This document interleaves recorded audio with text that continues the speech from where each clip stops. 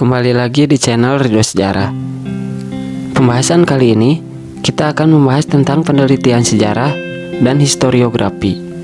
Menurut Kunto Wijoyo, langkah-langkah penelitian itu meliputi pemilihan topik, pengumpulan sumber dan data atau heuristik, verifikasi atau kritik sejarah, interpretasi, dan penulisan historiografi. Metode itu hanyalah instrumen atau alat untuk memperoleh hasil penelitian yang bermutu, serta dapat diakui dan dipercaya masyarakat. Karena dengan menggunakan metode sejarah secara tepat, maka pada gilirannya akan mendukung sebuah historiografi yang layak. Pembahasan pertama mengenai pemilihan topik. Sebelum melaksanakan kegiatan penelitian, peneliti harus terlebih dahulu menentukan topik yang akan diteliti. Pemilihan topik hendaknya memenuhi hal-hal sebagai berikut. Pertama, harus unik, bernilai, memiliki kesatuan, orisinal, dan praktis. Maksud topik di sini adalah topik yang dipilih harus mengundang rasa ingin tahu dan ketertarikan pembaca untuk membacanya. Kemudian bernilai adalah permasalahan yang diteliti harus memiliki arti penting bagi perkembangan ilmu pengetahuan dan pada akhirnya berguna bagi masyarakat. Kemudian kesatuan. Unsur-unsur yang dijadikan bahan penelitian harus mempunyai satu kesatuan ide. Kemudian orisinal. Topik yang dipilih merupakan sebuah upaya untuk melakukan sebuah pembuktian baru atas peristiwa yang sama. Dan yang terakhir praktis, yaitu data yang dibutuhkan harus sesuai dengan kemampuan atau sumber daya yang dimiliki peneliti. Selain itu, dalam proses pemilihan topik, seorang sejarawan harus memperhatikan kedekatan emosional dan kedekatan intelektual terhadap topik yang dipilih. Kedekatan emosional berarti peneliti suka dan tertarik dengan topik yang dipilihnya.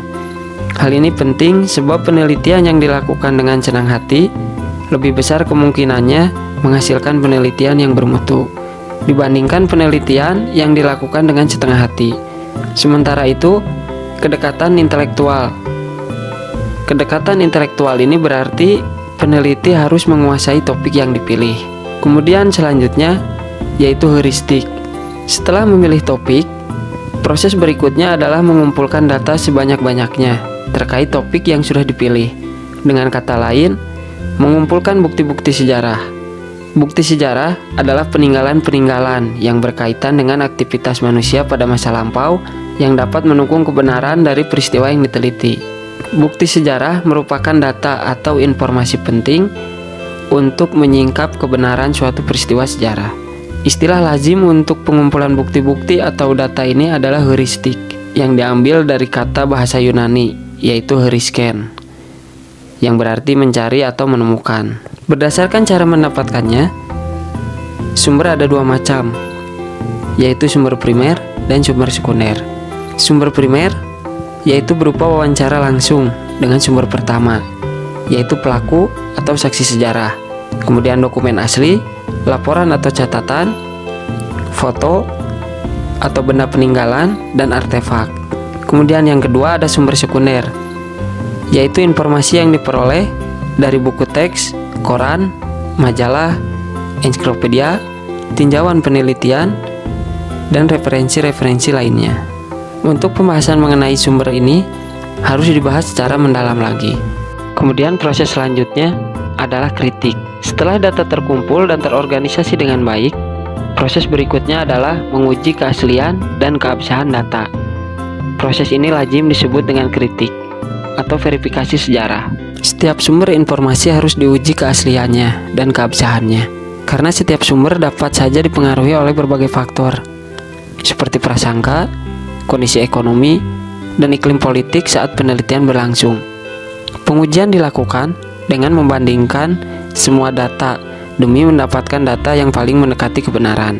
Data sejarah atau bukti-bukti sejarah yang telah diverifikasi kemudian menjadi fakta sejarah. Selanjutnya, kritik atau verifikasi sejarah ini dibagi menjadi dua macam, yakni ada kritik eksternal dan juga kritik internal. Kritik eksternal adalah kritik atau verifikasi terhadap keabsahan atau keakuratan dan keaslian. Kritik eksternal dalam hal keabsahan data antara lain menyangkut pertanyaan-pertanyaan berikut. Pertama, apakah data awal telah diubah, baik secara sengaja maupun tidak sengaja, dengan menyalinnya? Kemudian yang kedua, apakah dokumen itu asli atau salinan?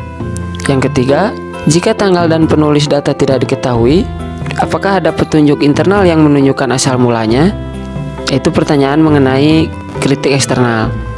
Sedangkan kritik internal adalah kritik terhadap kredibilitas atau keterpercayaan data.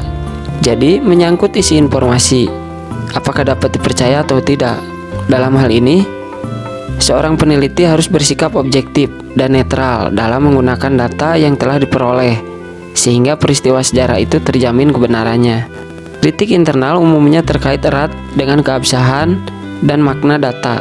Dalam hal keabsahan data, kritik internal menggunakan pertanyaan-pertanyaan sebagai berikut. Pertama, apa yang dimaksud penulis dengan setiap kata atau pernyataan dalam data? Kemudian yang kedua, seberapa jauh penulis dapat dipercaya?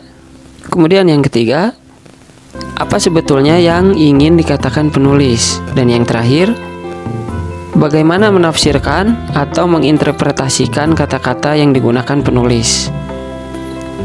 Nah, tadi penjelasan mengenai kritik atau verifikasi data sejarah.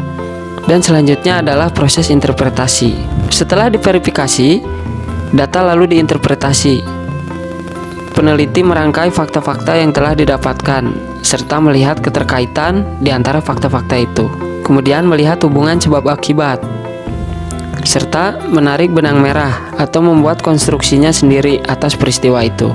Benang merah ini kemudian diuji dan dianalisis sekali lagi sampai akhirnya peneliti siap menyampaikan hasil penelitiannya secara tertulis.